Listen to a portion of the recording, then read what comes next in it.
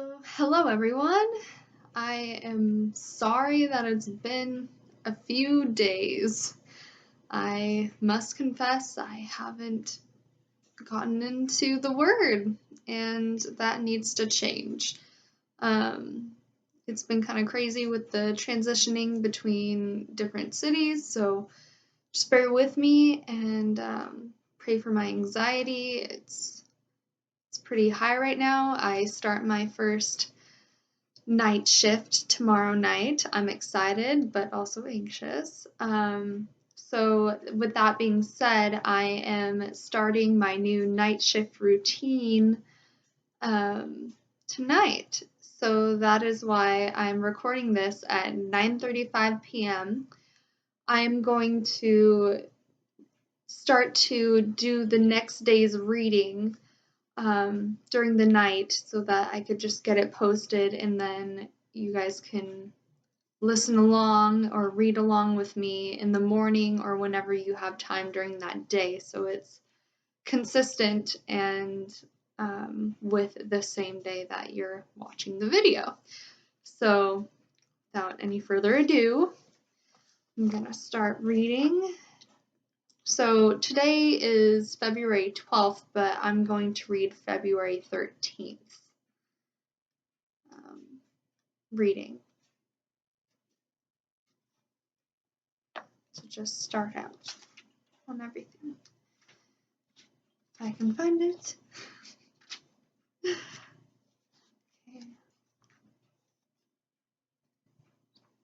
So obviously we're going to miss kind of part of the story, but if you guys want, you can continue on in Exodus. So right now we're starting in Exodus chapter 37, verses 1 through 9. It's titled Building the Ark. Next, Bezalel made the Ark of acacia wood, a sacred chest 45 inches long, 27 inches wide, and 27 inches high. He overlaid it inside and outside with pure gold, and he ran a molding of gold all around it.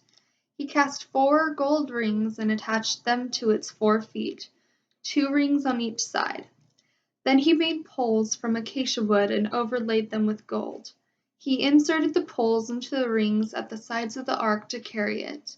Then he made the ark's cover, the place of atonement, from pure gold. It was 45 inches long and 27 inches wide. He made 2 cherubim from hammered gold and placed them on the 2 ends of the atonement cover. He molded the cherubim on each end of the atonement cover, making it all of one piece of gold. The cherubim faced each other and looked down on the atonement cover. With their wings spread above it, they protected it. Building the table. Then Bezalel made the table of acacia wood 36 inches long, 18 inches wide, and 27 inches high. He overlaid it with pure gold and ran a gold molding around the edge. He decorated it with a 3-inch border all around, and he ran a gold molding along the border. Then he cast 4 gold rings for the table and attached them at the 4 corners next to the 4 legs. The rings were attached near the border to hold the poles that were used to carry the table. He made those poles from acacia wood and overlaid them with gold. Then he made special containers of pure gold for the table, bowls, ladles, jars, and pitchers, to be used in pouring out liquid offerings.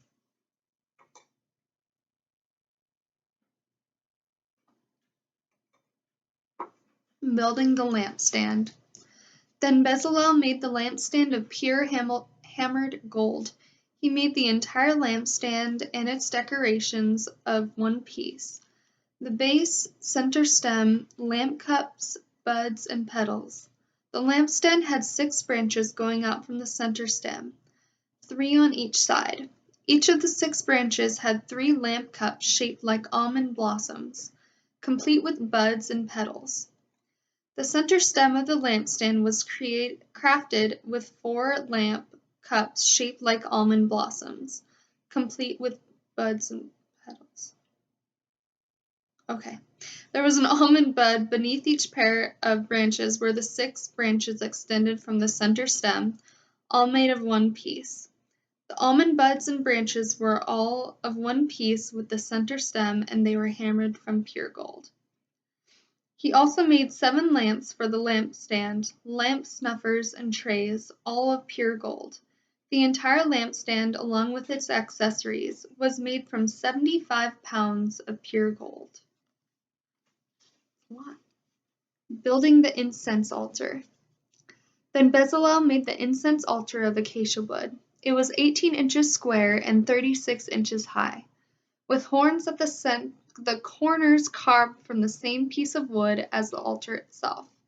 He overlaid the top, sides, and horns of the altar with pure gold, and he ran a gold molding around the entire altar. He made 2 gold rings and attached them on opposite sides of the altar below the gold molding to hold the carrying poles. He made the poles of acacia wood and overlaid them with gold. Then he made the sacred anointing oil and the fragrant incense using the techniques of a skilled incense maker. Building the altar of burnt offering. Next, Bezalel used acacia wood to construct the square altar of burnt offering. It was 7.5 feet wide, 7.5 feet long, and 4.5 feet high. He made horns for each of its 4 corners so that the horns and altar were all one piece. He overlaid the altar with bronze. Then he made all the altar utensils of bronze, the ash buckets, shovels, basins, meat forks, and fire pans. Next he made a bronze grating and installed it halfway down the side of the altar, under the ledge. He cast 4 rings and attached them to the corners of the bronze grating to hold the carrying poles. He made the poles from acacia wood and overlaid them with bronze. He inserted the poles through the rings on the sides of the altar. The altar was hollow and was made from planks. Building the wash basin. Bezalel made the bronze wash basin and its bronze stand from bronze mirrors, donated by the women who served at the entrance of the tabernacle. Building the courtyard. Then Bezalel made the courtyard, which was enclosed with curtains made of finely woven linen. On the south side, the curtains were 150 feet long. They were held up by 20 posts set securely in 20 bronze bases. He hung the curtains with silver hooks and rings.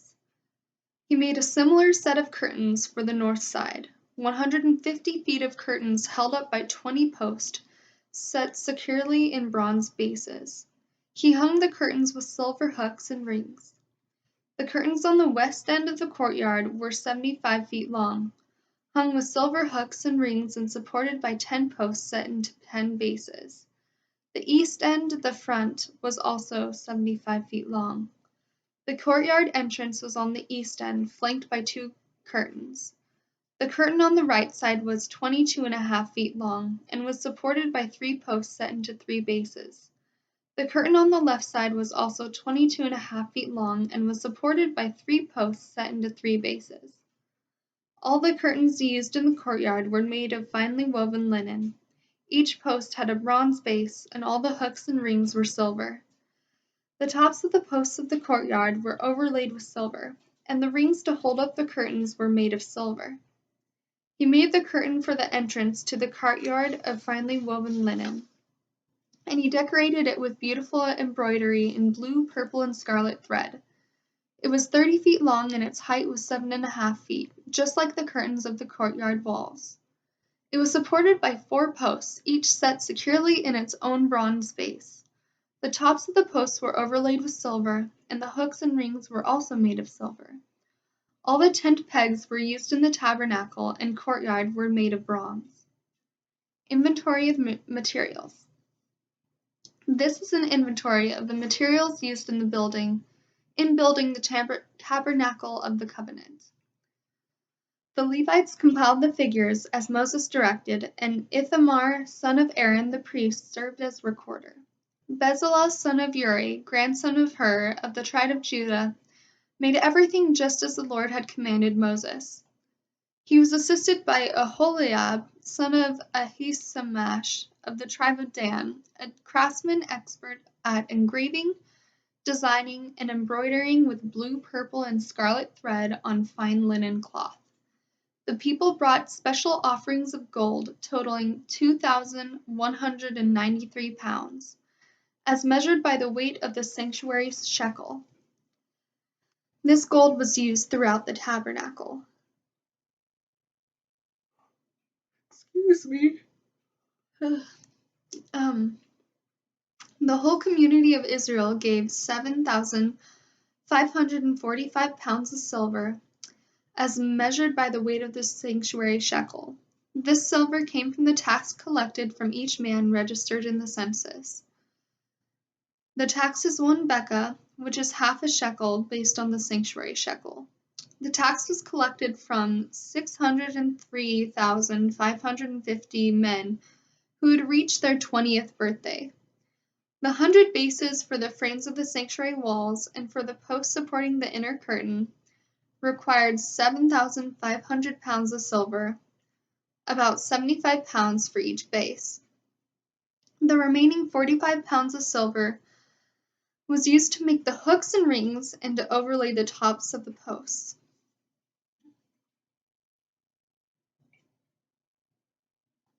The people also brought as special offerings 5,310 pounds of bronze, which was used for casting the bases for the posts at the entrance to the tabernacle, and for the bronze altar with its bronze grating and all the altar utensils. Bronze was also used to make the bases for the posts that supported the curtains around the courtyard, the bases for the curtain at the entrance of the courtyard, and all the tent pegs for the tabernacle and the courtyard. Clothing for the priests. The craftsmen made beautiful sacred garments of blue, purple, and scarlet cloth, clothing for Aaron to wear while ministering in the holy place, just as the Lord had commanded Moses. Making the ephod. Bezalel made the ephod of finely woven linen and embroidered it with gold and with blue, purple, and scarlet thread. He made gold thread by hammering out thin sheets of gold and cutting it into fine strands. With great skill and care he worked it into the fine linen with blue, purple, and scarlet thread. The ephod consisted of 2 pieces, front and back, joined at the shoulders with 2 shoulder pieces. The decorative sash was made of the same materials, finely woven linen embroidered with gold and with blue, purple, and scarlet thread, just as the Lord had commanded Moses. They mounted the 2 onyx stones in settings of gold filigree. The stones were engraved with the names of the tribes of Israel, just as a seal is engraved. He fastened these stones on the shoulder pieces of the ephod as a reminder that the priest represents the people of Israel. All this was done just as the Lord had commanded Moses. Making the chest piece. Bezalel made the chest piece with great skill and care. He made it to match the ephod, using finely woven linen embroidered with gold and with blue, purple, and scarlet thread. He made the chest piece of a single piece of cloth folded to form a pouch 9 inches square. They mounted 4 rows of gemstones on it. The first row contained a red carnelian, a pale green peridot, and an emerald. The second row contained a turquoise, a blue lapis lazuli, and a white moonstone. The third row contained an orange jacinth, an agate, and purple amethyst. The fourth row contained a blue-green beryl, an onyx, and a green jasper. All these stones were set in gold filigree. Each stone represented one of the 12 sons of Israel, and the name of that tribe was engraved on it like a seal. To attach the chest piece to the ephod, they made braided cords of pure gold thread. They also made 2 settings of gold filigree and 2 gold rings, and attached them to the top corners of the chest piece.